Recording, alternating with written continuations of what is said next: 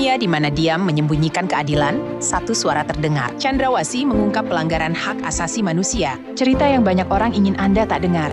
Kami mendengarkan, menyelidiki, dan memperluas kebenaran agar tindakan bisa dimulai. Langganan, Chandrawasih New Perspectives. Orang-orang nyata, hak-hak nyata. Mulai dengarkan hari ini. Selamat datang di podcast Luka di Tanah Chandrawasih, peristiwa Wasior dan Wamena. Jadi kali ini kita akan membahas hal yang agak lumayan berat tapi penting bagi kita semua, yaitu peristiwa Wasior dan Wamena yang terjadi antara tahun 2001 sampai 2003. Ini bukan tentang sekedar cerita sejarah biasa, namun cerita tentang perjuangan, luka, dan hak asasi manusia. Tapi sebelum kita menuju ke podcastnya, kenalan dulu nggak sih? Karena tak kenal maka tak sayang. Cakep, coba dulu nih. Dari gua dulu ya. Ya boleh, silahkan. Halo semuanya, kenalin nama saya Jessica Bernadette. Halo semuanya, saya Azalia Mutanafi. Saya Nawacita. Saya Sikrina Sayyidal Kifari. Langsung aja ya. Jadi bener banget nih apa yang dikatain Nawa. Jadi kita mulai dulu dari peristiwa yang Wasior tahun 2001 ya, yang dimana terjadi di daerah Wasior, Papua Barat. Awalnya beberapa anggota BRIMOB itu terbunuh oleh sekelompok pasukan bersenjata.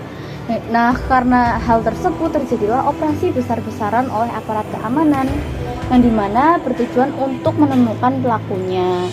Tapi sayangnya karena ada operasi ini nih, banyak warga sipil yang jadi korban. Mereka ditangkap, dibunuh, disiksa, bahkan rumah-rumah mereka itu dibakar loh. Dan gongnya lagi, banyak orang yang nggak tahu, mereka tuh kayak nggak tahu apa-apa, tapi mereka tetap kena aja gitu. Iya betul Zel, betul. Itu termasuk pelanggaran hak asasi manusia berat loh.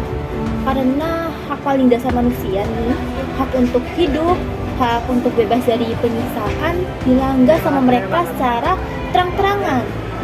Aku juga pernah baca laporan Komisi Nasional Hak Asasi Manusia tentang keluarga yang kehilangan orang tersayang tapi tidak ditemukan jasadnya.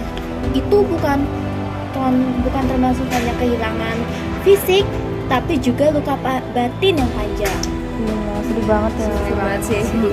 Nah, kalau kalian tahu, setelah 2 tahun setelah kejadian itu tuh terjadi lagi di lokasi yang berbeda, itu di Wamena, yang dimana memang pada saat itu warga Papua tuh mengibarkan bendera identitas mereka yang bentuknya tuh kayak bintang kejora itu.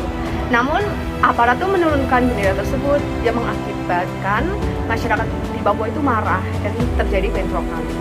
Nah, banyak warga yang terluka, bahkan sampai tewas. Ada juga yang mengungsi di hutan tanpa makanan dan obat-obatan. Berarti mereka ingin memisahkan diri gitu ya? Iya, saking chaosnya lah. Oh gitu. Di peristiwa Wasior sama Wamena itu menunjukkan bahwa pendekatan kekerasan gak akan pernah bisa nyelesain masalah ya. Banget. Bener ya, benar. Karena kita tuh harusnya ngedepanin dialog sama keadilan.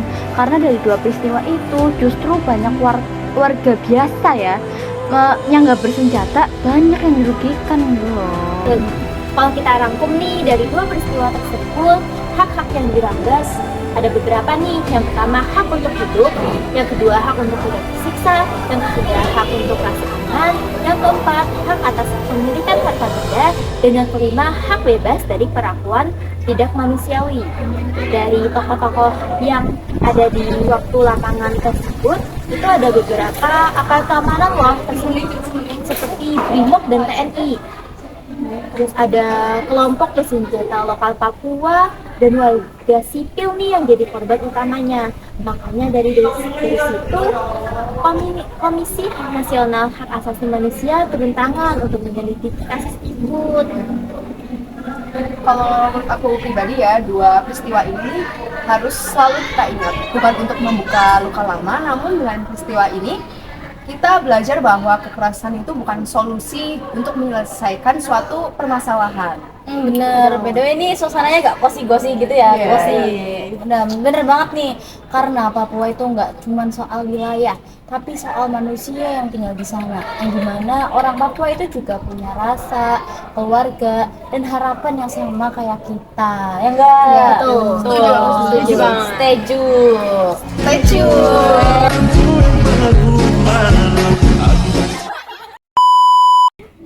Oke, semoga lewat cerita ini kita bisa menjadi manusia yang lebih peka karena menghargai hak asasi manusia itu sama aja kita menghargai kehidupan itu sendiri.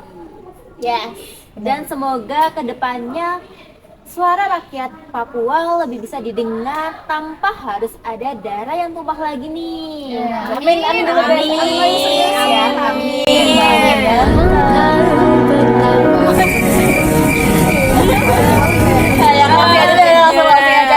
Oke, terima kasih semuanya udah nonton podcast kami. Perlu diingat bahwa ini bukanlah akhir, tapi pengingat bahwa damai itu dimulai dari empati dan keadilan. Sampai jumpa semua. Sampai jumpa ya guys. Sukses. To be connection. Closing. Semangat. Semangat Berjuang. Sukses. Yeay.